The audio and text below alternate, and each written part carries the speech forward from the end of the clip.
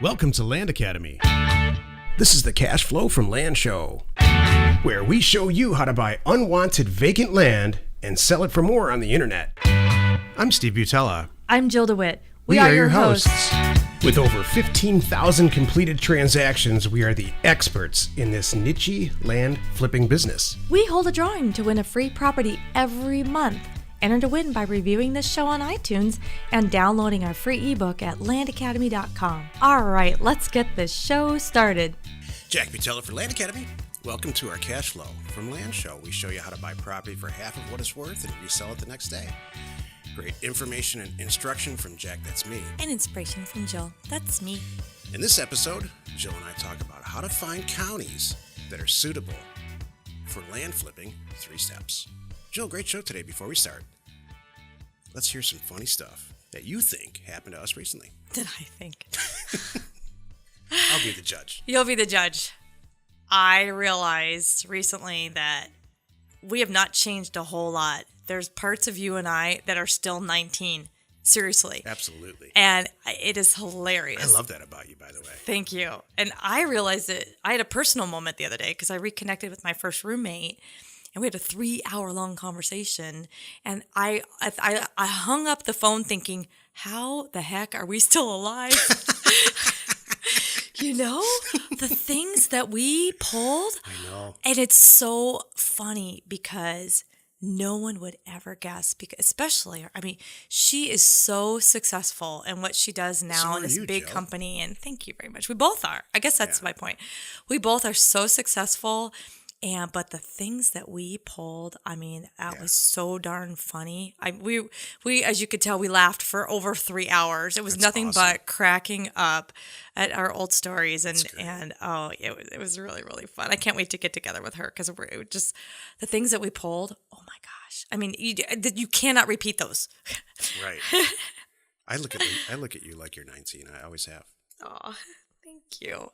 But I see that in you. You know. Yeah. I especially now with your motorcycle, I see you at 19, you know, wanting a motorcycle and just getting your motorcycle. It's like and all of that. And the way you act and it's so funny. I mean, it's good. It's good to look in the mirror, and it's funny how you look in the mirror and who you see, and I think how other people see you, they're very different. I still feel 19. It's great to reconnect with people that are, a different part of your life, and when everybody's doing well, and you can just share some silly stories, and everybody's still like, you guys have both obviously found the key to being happy. Yeah. It stood the test of time. Mm-hmm. That could have gone, not with her, but it could. There's a lot of people you probably could talk to that you just hang up the phone going, oh. Like what? Yeah. What's so cute is I could hear us in our voices. All of a sudden, we were 19 again. Our slang, you know what I mean? The way we talk to each other, I'm like cracking up at how we communicate. It's like we were roommates again, and it was really, really cute. Awesome, Joe. It's a good story. It was really funny. But yeah, my funny thing is how the heck oh my gosh, the stuff that that's the thing too. When you're 19 and 20 and 21, you think you're invincible. I think every kid does that. It's hilarious. Right. So, hey, let's take a question posted by one of our members on successplan.com, our free online community. Okay. James K. wrote, hi all, my name is James. I'm a residential buyer and remodeler. Builder, excuse me. Residential builder and remodeler. We're residential buyers. You are right. I came across... It's like muscle memory in your lips. Anyway, go ahead. Thank you. I came across the Land Academy site looking for ways to find discounted city infill lots to build spec homes. Yep. Was wondering if anyone has used the course to specialize on city infill lots instead of rural acreage. Looking forward to learning a lot more about all the aspects of the land business. Thanks. James K. I do this all the time. And it's funny that this comes up because we get questions like this now because the show's getting bigger and everything else all the time. What else do you use it for? Mobile homes, infill lots, property that are just on the edge of town that I want to put a subdivision in with entitlements, wholesale houses. We're in the process, Jill and I, of revamping or putting together separate programs for this. The data source is the same. So if you're pretty talented with data, the answer is heck yes. And I do. I send out mailers for info lots all the time here in Phoenix. And we have people specifically that buy them. We wholesale it out. What cracks me up is I didn't think anybody would be interested in this. The rural land thing is so simple. Funny. You just buy it and resell it and bang. And there's always been a lot of interest in that. But yeah, there's a huge application to this. Our data is not just for rural acreage. And Jill and I are in the process of getting the word out. Mm-hmm. So thank you for asking that question. And yes, the answer is yes, yes, yes. Hey, if you have any questions or you want to be on the show, call 800-725-8816. Today's topic is how to find counties suitable for land flipping. It's 3 simple steps. This is the meat of the show. Jill, do you know what the 3 steps are? You're the expert. This is one of those. Is this going to be the Steve show? It kind of is the Steve show. Or the Jack show. That's hilarious. Jack show. People, when I was really young, people called me Jack because it's my middle name. And it's just every time I say Steve and Jack, and it's like, it brings me back to like 4th grade. Yeah. It's very strange. It's slowly taking a hold of me though. Yeah, exactly. Yeah, so there's 3 simple steps. This question comes up all the time, so I'll set the record straight. Number 1, you want to go get yourself a density map. The census, the U.S. Census puts them out all over the place. They're published. They're usually color coded, and you want to find a dark to almost dark, really dark green area of a county. That's step number 1. So if you can find a place that's a little bit more rural, not the most rural, but pretty rural. Wherever you're interested in, regardless of the state, works in just about every state or every state. That's step 1. Then take a look at online places like LandWatch, Land and Farm, or basically just do a Google search, and you'll see whether or not there's properties for sale there. If you see several properties, not a million, but several properties there that are priced at 5, 8, 10, 12, 14,000 west of the Mississippi, or if you're doing what we call vacation lots east of the Mississippi, or infill lots even. If you want to find ones that are below what you think you can sell them, already for sale out there, not substantially below, but you want to see some activity. You really want to avoid nothing. What you're trying to do is number 2 is if there's just nothing for sale in that county, that's a trigger for me to kind of stay out of there. Number 3 is check to see in whatever source that you think is appropriate, how many back tax properties are in that county. Are we going to send mail out to just back tax properties like everybody on the planet seems to think that we should? No. It's just a gauge. If there's a rational number of back tax property, that tells me that there's a portion of people that are interested in kind of just letting it go for less than it's worth. If there's absolutely no property at all whatsoever in a back tax scenario, that tells me that it's potentially a property that or a county that may not it may not work. Everybody really is interested in. They see some value, some serious expensive. A lot of counties that are on the ocean are sometimes like this. Although Jill and I have a lot of success doing that, buying and selling properties right on the ocean. So it's just a gauge, especially when you're new and you're really trying to crack it and trying to figure out where to send mail out and offers out. That's a 3-step process that I go to, and it works. I get compliment and kudos on Success Plan all the time for this 3-step process. If you're just going to look at 2, which a lot of our members do for some reason, it's a little bit of a dice roll. I'm not saying it's not going to work, and our members come up with new counties all the time that I never even considered, sometimes on accident. I've sent out mailers on accident in a really urban area and still purchased properties for next to nothing. So I'm not saying it's a hard and fast situation. I'm just saying it's a real solid guideline, and it's worked for us for a lot of years. # Jill approved. That's what I'm doodling right now. I just took a nap. I'm like, do. I got nothing to add, so I decided that. Let it go on like that. And Jill approves this message from your local Land Academy representative.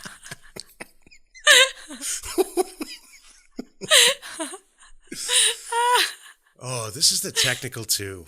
It's 2 minutes of property investment advice from our 15-year, 15,000 transaction experience. Today's topic: try something new. What? You just told me to follow this 3-step process. Why do you try something new?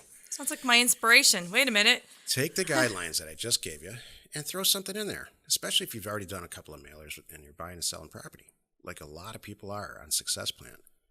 Try something new, like a county that no one's ever heard of. Or we have a member. Here's an example. We have a member who, this is her concept. It cracked me up the first time I heard it, and then I watched how much property she's buying and selling.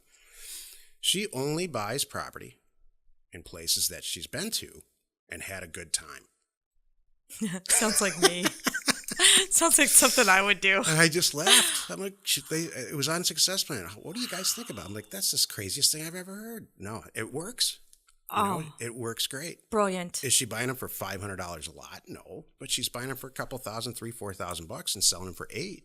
Do you know what? Because she's inspired. I know. That's brilliant. I agree. So, when she writes those postings to sell those, it's a heartfelt. Absolutely. And Jill. she can truly say, I know this area. I've been there and I love it. I would want a vacation home here too.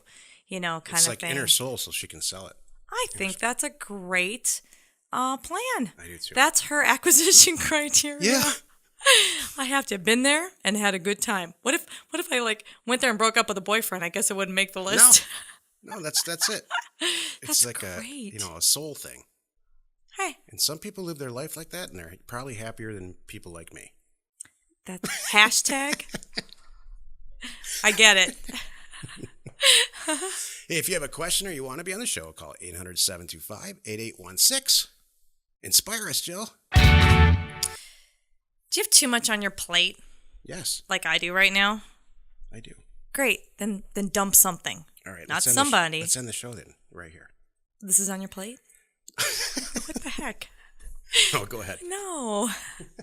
If you have too much on your plate, like I do, you have, prioritize and dump something. You're not meant to do 18,000 things a day. Sometimes I look at my to-do list and I go, what the heck? When you're like Jack and I right now, and this Excel sheet that you call your to-do list is really long, you might need to take a look at that and dump a few things, or at least move them off the page. Put them on the calendar for a week, a month, whatever you can right now. Because if you wake up every morning and I'm guilty of this, and I'm saying this right now because I'm looking at my Excel sheet.